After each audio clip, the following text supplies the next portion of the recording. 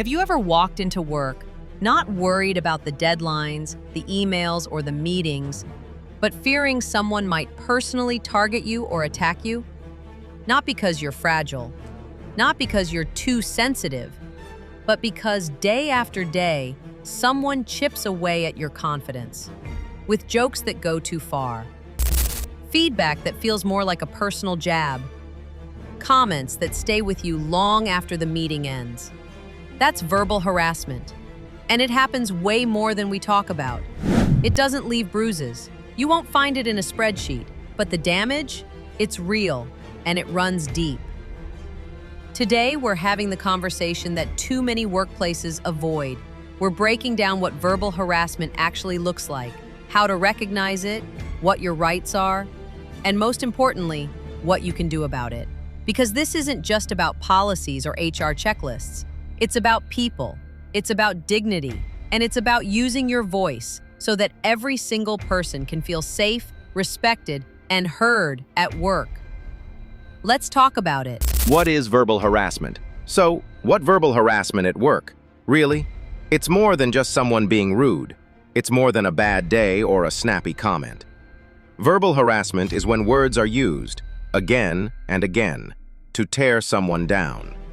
It's the kind of language that makes you feel small, threatened, excluded, or just not welcome.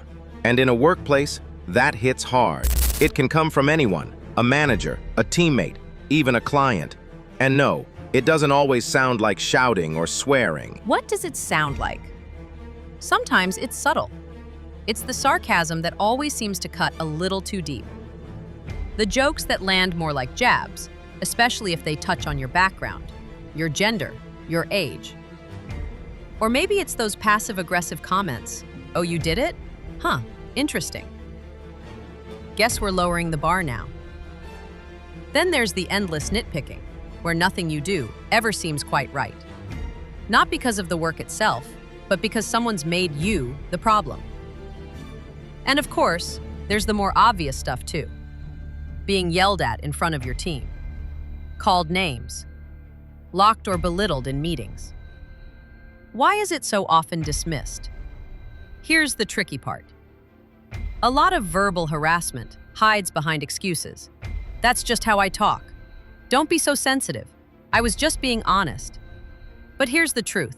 If someone's words create a hostile environment, if they chip away at your confidence or make you feel unsafe or singled out, that's not just a communication style. That's harassment, and no one should have to put up with that just to earn a paycheck.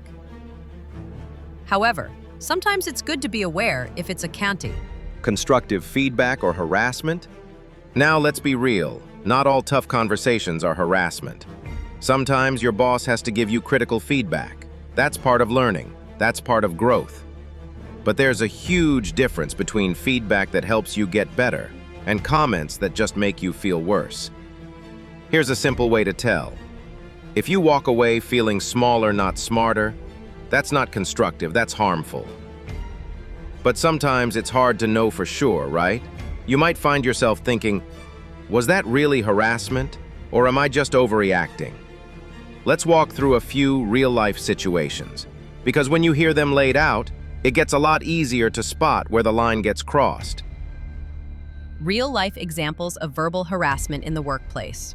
Let's make this real, because sometimes it's easier to recognize something when you see it, when it's not just a definition, but a moment that plays out in front of you. Scenario 1, the joking manager. Here's one that might sound familiar. You're in a team meeting. You've finally found the right words to share your idea. And right in the middle of your sentence, your manager cuts you off, laughing, and says, "All right, let's let the grown-ups talk now." People chuckle nervously.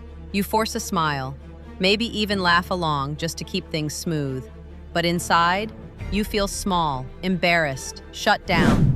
And it doesn't stop there.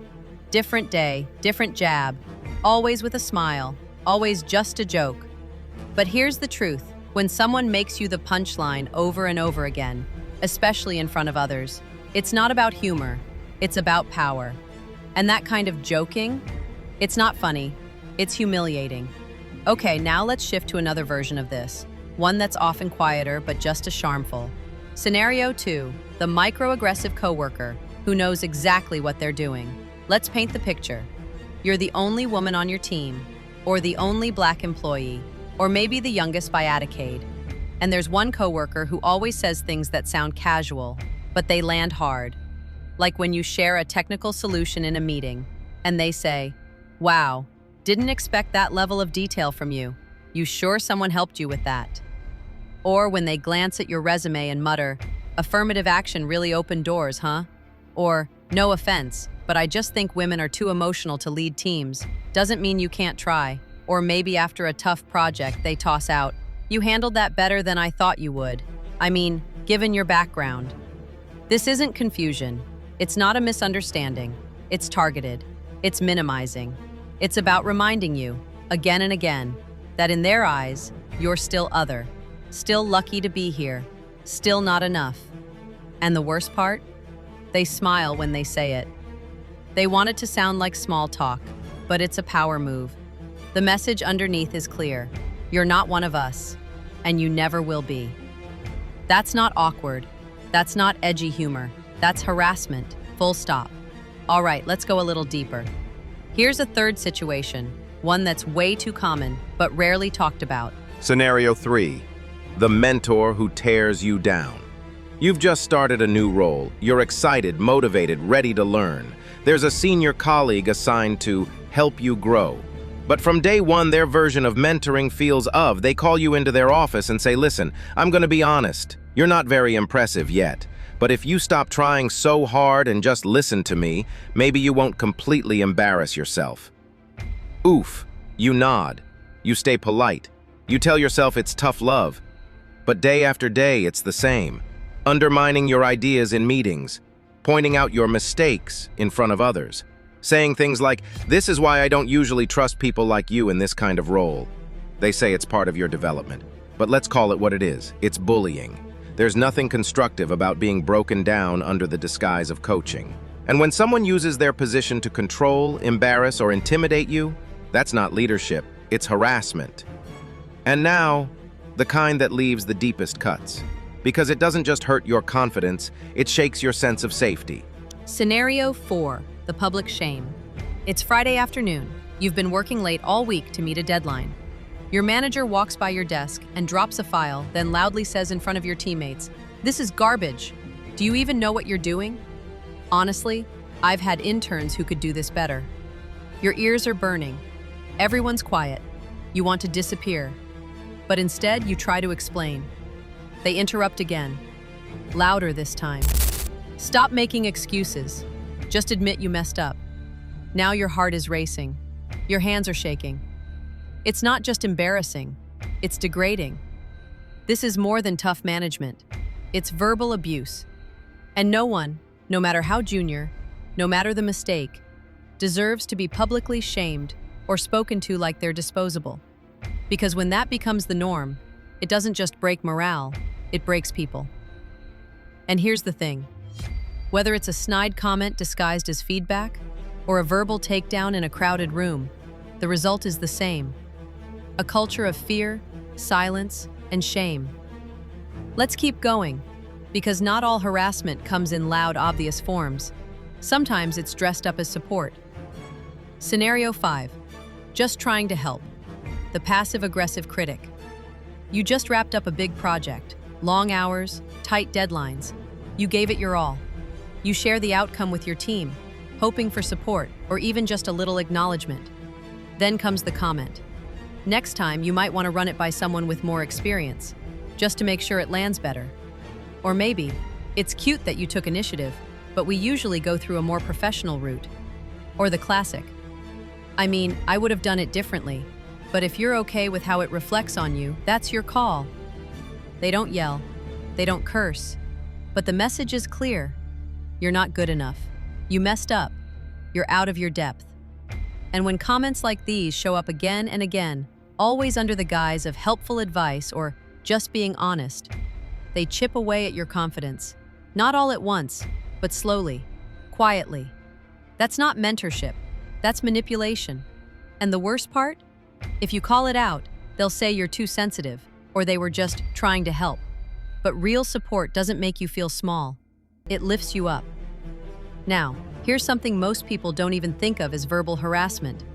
Because it's not about what's said. It's about what's left unsaid. Scenario 6.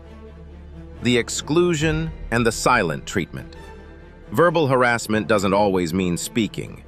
Sometimes it's about being deliberately left out of conversations, ignored in meetings, or consistently talked over.